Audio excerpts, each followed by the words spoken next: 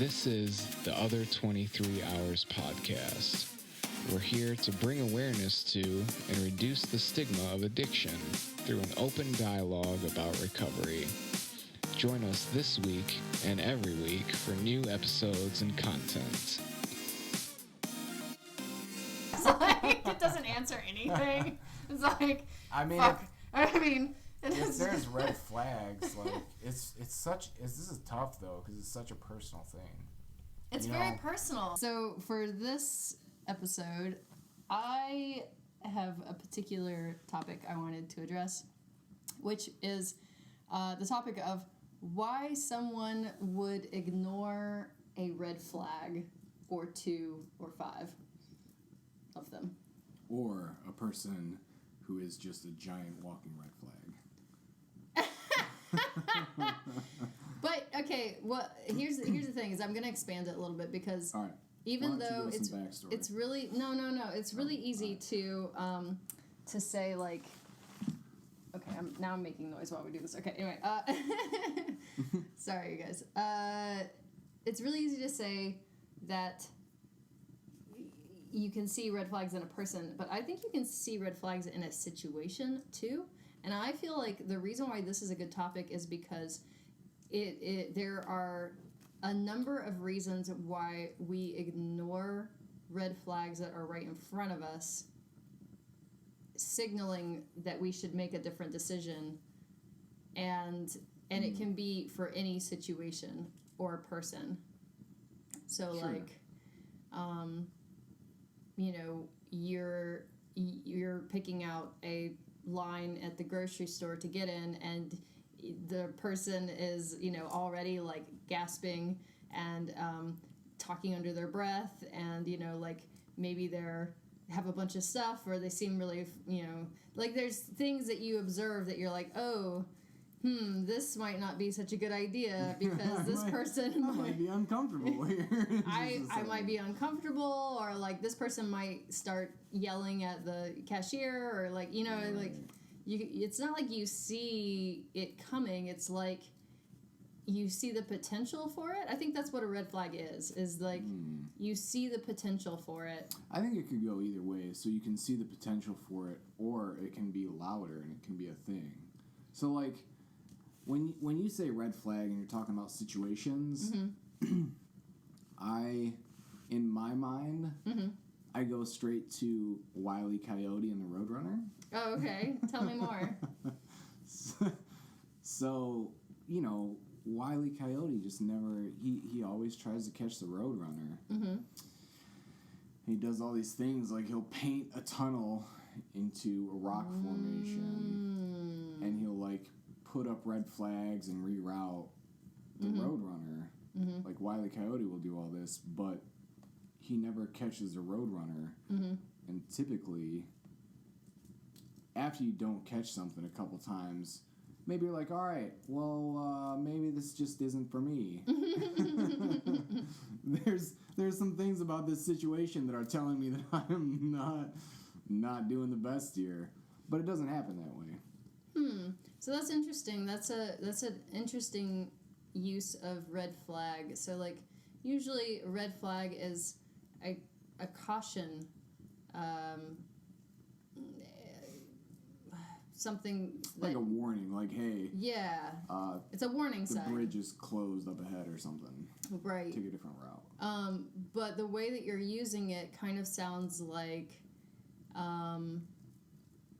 maybe a red flag is evidence that you are ignoring, like actual evidence. I think that is also a big part of red. So, like, I guess I'm looking at it maybe slightly more retrospectively than you, or like while you're in the middle of a situation, even or something. I mean, you can apply it to anything. You apply it to people who won't dump stocks when they're falling. People who won't leave a job when the company is not doing well, and if there's some warning flags that maybe they should look for other employment. You can find it almost anywhere. Right. Yeah, that's what I feel like. Yeah. But I feel like, okay, so a couple things here. Okay. I think there's a natural tendency to be hopeful, which comes into play. I also think that, though, it could be that an addict, what I'm going to call an addict mindset, comes into play. Something where it's that whole idea of doing the same thing and not getting different results. Right. And I feel like it's really easy to downplay catastrophe when you've had a lot of chaos in your life. So, like, for instance, like in active use, there's this sense of like almost survival. So anything that's above survival feels okay, but it might be riddled with red flags. Yeah, I mean, you can definitely find yourself in a poor situation that you probably shouldn't stay in, but it's, comparatively it's better than what was going on before. Right. And then, like, I wonder how much the comparative value comes into play. Like, so the first thing was that people are hopeful. That's one. Then I think the second thing is that kind of a comparative value comes into play where, like, it's better than what you had before, so you're not necessarily, like, just dumping it, even though riddled with red flags. Right. Well, I mean, I feel like that's part of the natural growth progression for a lot of people is like, especially in recovery, you're using and then you stop using or you stop using your like main drug of choice, but you still do other things. But like you're making these forward progressive movements. So in that situation, progress is pretty much always positive in my mind. Even if you get into situations that are not so great for you?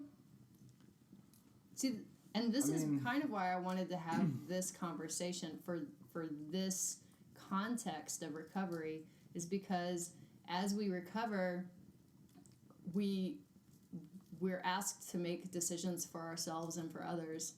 And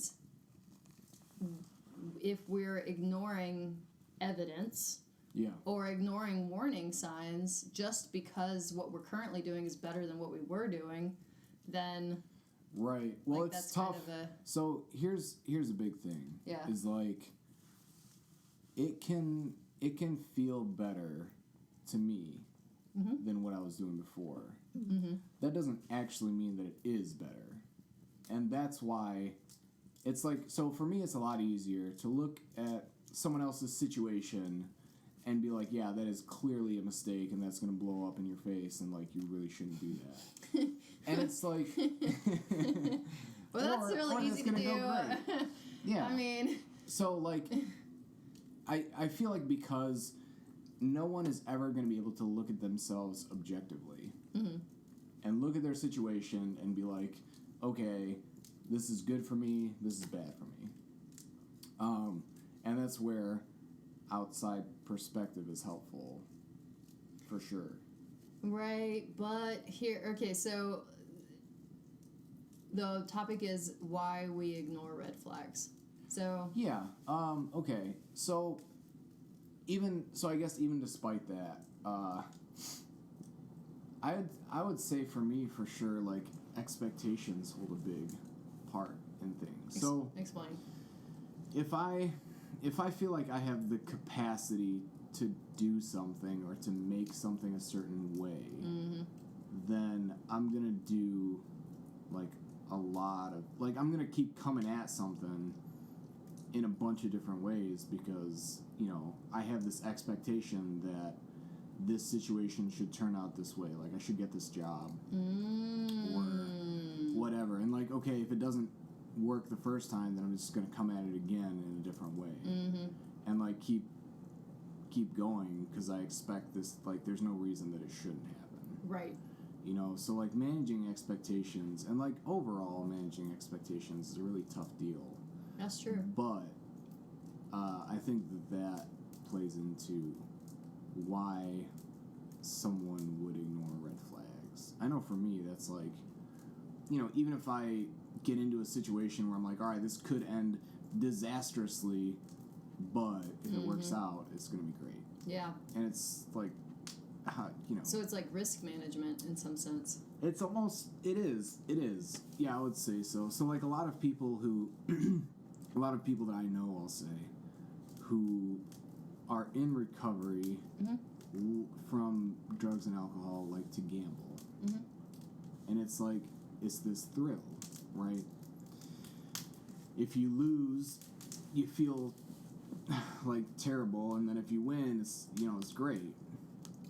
It's this roller coaster of emotions. And I think, you know, I feel like, so I don't know, I don't like gambling. I've never like won really. Like I've won little bits of money here and there, but not enough to like captivate me. Right, I was gonna say, do you think if you had won a lot of money that you would be more into it? I think so. Yeah, more than likely. I think that's how a lot of people, like, if your first experience, and that's how it is with a lot of things, if your first experience is good, more than likely you'll have like a positive feeling about it. So let's throw that up there too.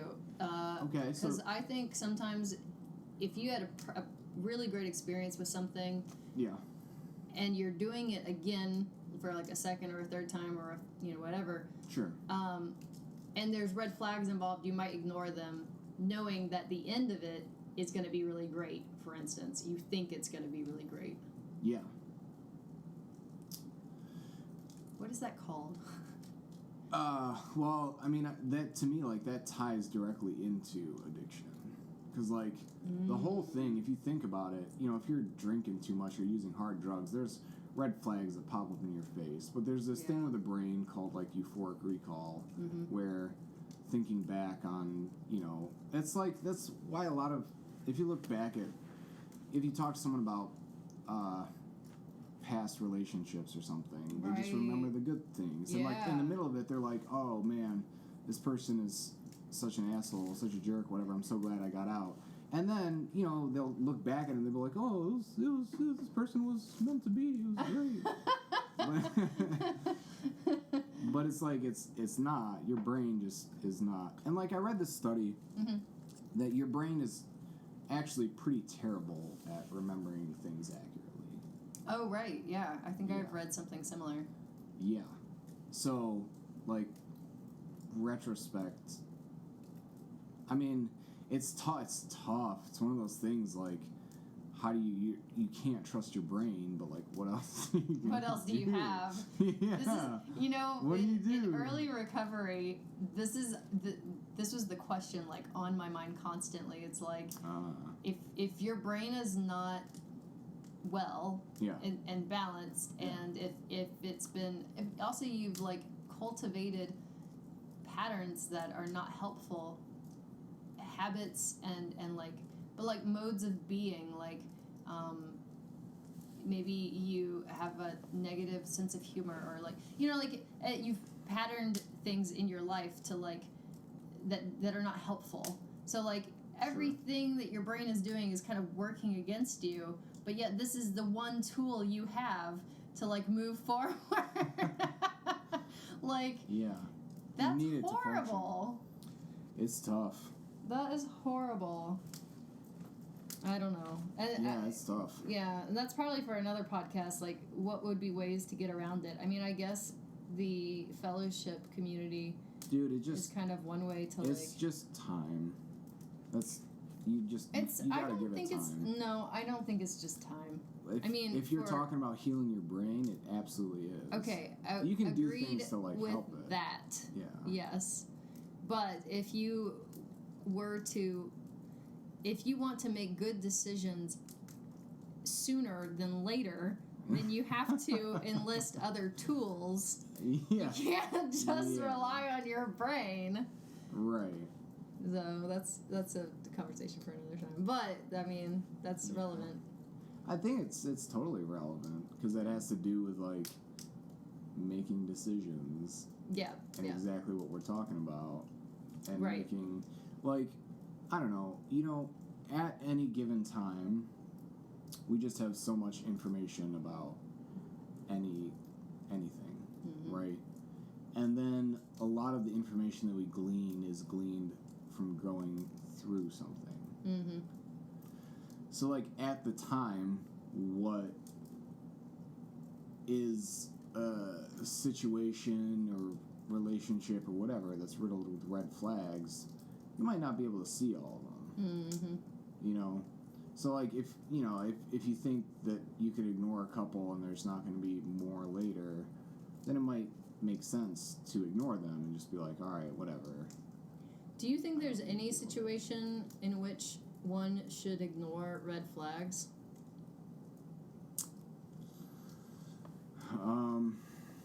Yes. That's a tough one. Like, yeah. how serious of red flags are we talking about? Are we talking about something that's like a minor annoyance, or are we talking about something serious? If we're going to talk minor annoyance, then I think we have to call that a pink flag. So red flag would be like things you would normally take as like a reason to not do something. Like that you would normally take as a reason to not do something. Yeah, let me put that in perspective. Like, give it context here. So, like,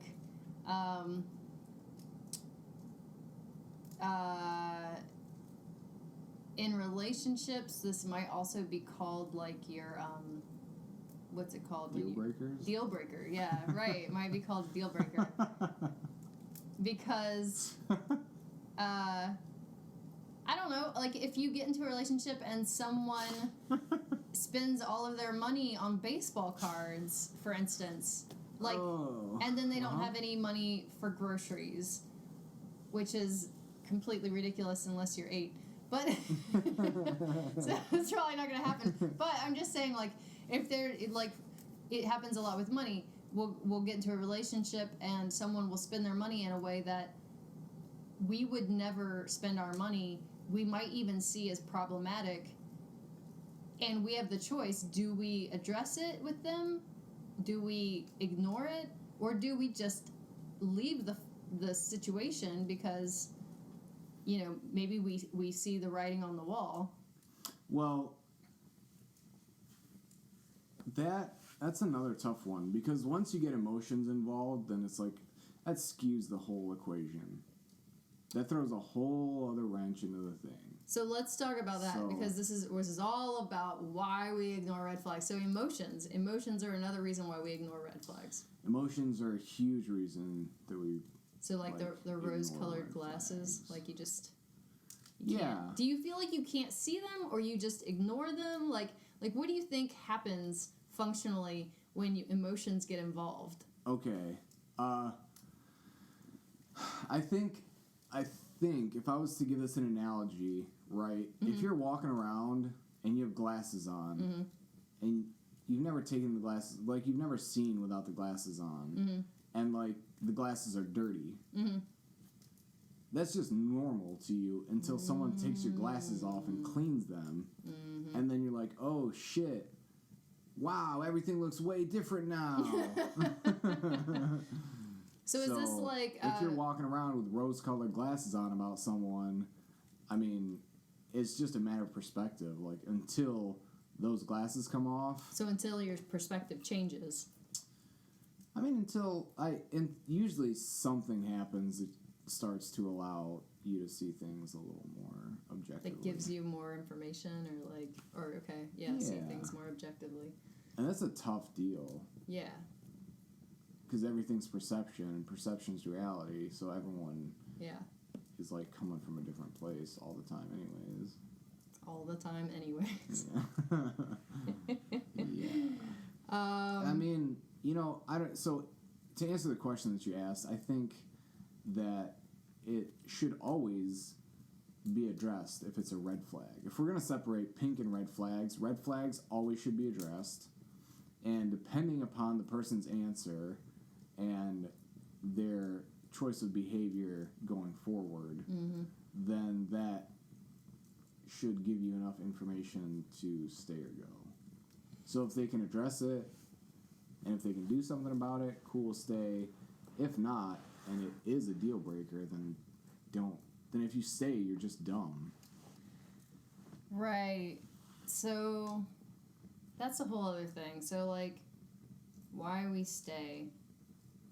What if you feel, I mean, so we might actually also, with the rose-colored glasses, let's go into that perspective. So love can obviously manipulate your perspective. Sure. Something that people have gotten into lately is, quote, scarcity mindset, and how much that skews your perspective on things. So, like, for instance, if you, and this I think goes back to, like, if you feel like this is better than what you used to have, right? Then, so if you get into a relationship where it's not ideal, there's a lot of red flags. Yeah. But it's providing you with something that you maybe wouldn't normally have, then that's another reason you might ignore them. Yeah, I would say so. Like, I know a lot of people get into relationships for, like, survival because they are dependent on a person's ability to, like, feed them or give them a place to stay or, like, whatever. And people just get into relationships based on that, and it's like, I don't know, there's not actually a real foundation there. You have a need. It's like a service. You know, you're exchanging services, in my mind. I mean, you can play emotions, but, like, I don't know how much. And, like, I don't know. This is, like, you know, this is me talking from my own perspective. They could, I mean, yeah, maybe they're real emotions. Maybe you're just full of shit, though. And you should, I don't know, just call up. Man, I have a hard time with this. Yeah. I have a hard time with this. Call a spade a spade. People, like, so, I don't know. I have a hard time with this whole authenticity thing. What do you mean? I mean, come forward with, like, where you actually are. Don't give me the rose-colored glasses, best version of yourself, whatever. Ooh, interesting. But, like, do you feel like you do that? I mean, yeah, of course. I cover up some of, like, the less desirable aspects of my personality if I'm, like, starting to date someone, sure. I don't fundamentally change or alter who I am. I don't feel like. I mean, maybe someone would argue that. I don't know. But from my perspective, I don't think that I portray myself in a different manner than how I am, you know, day to day. Mm-hmm. This is interesting. I'm finding this question popping into my mind, which is, like, if someone was having red flags about you, would you want them to tell you? And would you want them to, like, leave you? Or would you want them to work with you on it? That is a good question. That's tough. It depends, I guess, on the connection dynamic. But does it? I mean, if there are red flags, then ideally you would just not do it. And that would be, like, respecting the person's, like, perspective. Wait, hold on. What do you mean? If they come to you with red flags about you? Uh-huh. I mean, here's the thing. I am of the mindset that if it's not going to work, don't waste my time. It's not going to work. So, like, what are we doing? So if someone comes to you and they're like, I don't want to do this anymore. I can't deal with this thing that you do. Mm-hmm. And if it's, like, a serious thing that I can't or won't change, then, like, all right, cool. It's, you know, we gave it a shot. You're a great person. I'm a great person. Cool. We're just not, like, there's 7 billion people on this planet. Come on now. I'm just saying. I mean, I hear you. Now, realistically, if someone were actually to come to me with something like that, like, it would be really dependent on how they approach me with it. whether I'm going to take it well or not, you know. And that's where I think the connection and the dynamics come into play. All right. Okay, this is bringing another thing to mind. So I'm going to just quickly answer my own question. I think I would want them to come to me with red flags. Yeah. And I don't know. I want to believe that I would respect their perspective, because I definitely want them to do what's right for themselves. But, you know, if it's something that, like, I think I can change or would be totally willing to, like, if it's something, like, inconsequential to me and how I function, or like something that, like, I've been wanting to change but I just don't know how. Sure. And then that gives it, like, gives me more reason to do it, you know? Yeah. Like, that would be helpful, and maybe then they would feel more comfortable in the relationship too. So that's tough. It's tough. The other tough thing that I'm realizing is that red flags actually have to do so much with perception. They might go straight into assumption, and I have a problem with that. Well, here's the thing, though. Yeah. I'm not sure necessarily that, like, it does go into assumption just off the rip. I think that it can, but I don't think that it necessarily does every time. So you don't think just because you have a difficult conversation with someone that about sex, for instance, that might happen again? Like, wait, hold on. How does that have to do with assumption? Explain this. Well, for instance, okay, you're in a relationship. You have a difficult conversation. Right. So they do something you don't like, and then you're like, hey, this is a thing I don't like, and they're like, okay, I won't do it again. Then they just do it again? No. Oh, all right. No. Yeah, I misunderstood. Yeah. Let me tell you. What do you mean? Okay, so you have a difficult conversation about sex, we'll say. Sure. And from your perspective, you don't want to have it's a red flag because that's not the type of conversation you want to have. And you're making an assumption that that's probably going to come up again because it's come up once. Do you know what I mean? Like, it's really easy to go ahead and assume that what you've dealt with once, you will deal with again. Especially if you've dealt with it in other relationships. Like, right. And red flags, I think the pattern of red flags happens because of previous experience. Like, often you will have patterned the design for a red flag out of your previous torturous, trauma-ridden experiences. Yeah, I was actually just going to bring trauma up, actually, because a lot of people deal with trauma, and, like, because of that, they have very particular red flags that are just, like, kind of have become hardwired into their survival part of their brain or whatever. Right. You know? But that's different, I think, than what you're talking about. well, I mean, I think it can go into the same realm. So, for instance, it's just taking something that you see in observation and saying to yourself, like, you know, is this going to happen again? And assuming it will. Well, here's the thing. If something is traumatic enough that, like, so it happens once, let's say, and you're like, look, I cannot handle this happening again, so I'm not even going to take the chance for it to. Right. Then, yeah, that's it. Just respect it. Leave it alone. Right. But let's just say that with my baseball cards, that I'm going to just be the person who buys baseball cards and ignores the groceries, all right? And you can be the person that has to date me, which is awful. Sounds like a terrible experience. So you see this, and you maybe, like, start to assume that I don't have good ways of spending money. Yeah. But that might not be the case.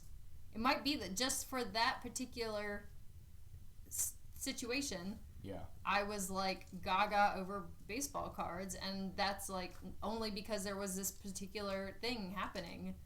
And then, like, I'm never gonna buy baseball cards again over groceries, you know? Like, you know what I mean? Yeah. Like, someone can witness you doing something that is not completely out of character, but an extreme of your character, and they can assume that that is a normal part of your character. And I think that's a problem.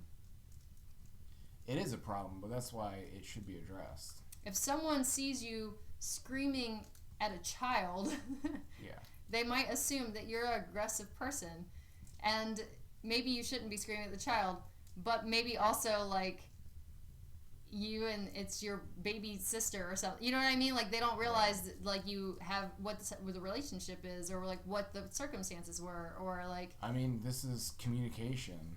No, stop doing that. Well, don't make excuses for it. No, I'm Look, saying assumptions you should are bad. communicate with someone to find out is this normal or is it not? That's the whole idea behind assumptions, is you're not communicating, you're assuming in your head. Then I absolutely agree. Assumptions are bad. Well, I and know. And if you just go off assumptions, then also you're an idiot.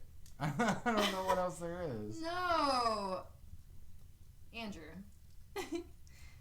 All of those things are reasonable perceptions that you are bringing forward. However, the whole thing I'm trying to get at here is maybe red flags are sometimes constructions of our mind that where we are making assumptions about a situation, where our perception has moved beyond observation toward just assuming.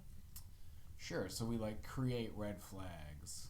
Right. Well, or that the red flag's a red flag instead of a pink flag because we have created an understanding in our own mind without communication that this is like part of this person's thing.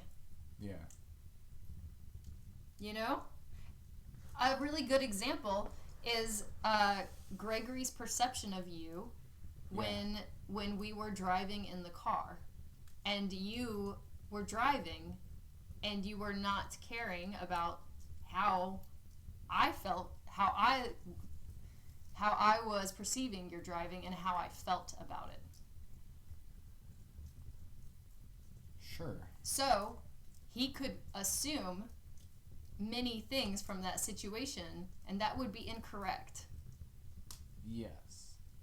But he's probably, in some way, could be at least, saying to himself, like, why would she ever do that? Those are huge red flags. Look at those red flags just waving in the wind right there. Right. So, like, when you're talking about someone else looking, like, when you're talking about looking at other people's situations, for instance, how do you know you're not making assumptions and, like, seeing only one part of a person's... don't, because you're never getting the full story. So... Because you're just, like, more often than not, you're just getting one person's side of whatever situation. So this is tricky because another reason why you might ignore a red flag is because you don't want to make an assumption. So you're trying to gather enough evidence to support that red flag theory. Sure, yeah. That's a legit reason to temporarily ignore a red flag. Yeah. Is to see if it's actually like a pattern of behavior or was this just a one-off. Yeah. That's legit. That makes sense. Yeah. I'm not proud of myself for getting there though, because like it doesn't answer anything. It's like I mean, fuck. If there's red flags, like this is tough though because it's such a personal thing. It's very personal. We each have our different limits of like stuff that we're willing to put up with. Yeah. And if someone else has reached their limit and it's not your limit, I mean, you should just respect their limit and be like, all right, well, that's true. That's where you're at. Yeah. This is where I'm at. Well, but can we turn that around? Because then that insinuates that if someone feels like their limits are far beyond and you're like sitting there like, dude, get out of this. Like, what are you doing? you know, and they're like, no, I'm just gonna keep doing this thing for, you know, whatever reason. No, I'm talking about two people in the same situation. So let's say we're dating. I reach a limit, and I'm like, yo, I'm done. I can't do this anymore. And you're like, no, I want to keep going. Like, you should respect that limit. Okay. That's what I was saying. All right. I knew that was what you were saying. I'm just trying to, like... Get around it. No. As a way not to respect someone's limit. No. I'm just, like...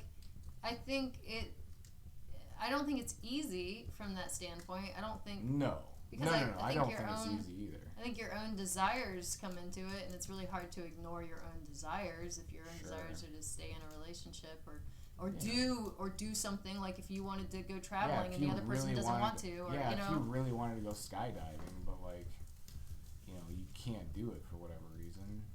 Yeah. That's a bummer. But like, if you have a heart condition, for example, and you know that. Right. And it's dangerous to go skydiving. If you have a heart condition, I mean, I know you really wanted to do it, but you probably... maybe you shouldn't do it. Well, okay, so then let's end on that because... yeah, we've been going for No, I mean, I got one more idea. Don't cut me off, man. We can go as long as we want. I mean, if they already stopped listening... We can't get them to keep going. It's of their own. Gotta respect their Fuck your limits. Come back here and listen to me. Oh no! What I wanted to say. See, you almost made me forget. You might have made me forget. Lou, you darn. Don't put this on me. You made me forget. Oh. I was going to relate it back to recovery. It was going to be great. It's very important.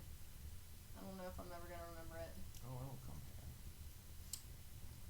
I'm going to stop it because it's not coming back yet. And I really want it to. I'm sorry. Alright, so we never finished that. No, we never got back to that. But we said enough, I think. What do you think? I think we covered a good bit. Yeah. Everyone, thanks for listening. Yeah, thanks. We'll catch you with the next one.